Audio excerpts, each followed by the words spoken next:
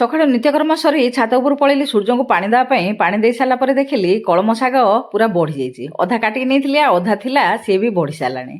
ଏତିକି ଟିକେ ଜାଗାରେ କଳମ ଶାଗ ମଞ୍ଜି ଦିଟା ପକେଇଥିଲି, କେତେଥର ତା ଦେହରୁ ତୁଳିକି ଖାଇସାରିଲୁଣି ଯେ କହିହେଉନି, ପୁରା ମନ ଭାଙ୍ଗିଗଲାଣି। 8ଟା ହେଇନି, ଏତେ ଗରମ ଯେ କହିହେଉନି। ତଳକୁ ଆସି ଟିକେ ଠାକୁର ଘରର ପୁଛାପୁଛି କରି ପ୍ରଣାମ କରିଦେଲି। ସେତେବେଳୁ ମଉସା ଯାଇକି ନେଇ ଆସିଲେ ମାଛ, ତାକୁ ଟିକେ ଧୁଆଧୁଇ କରିଦେଲେ।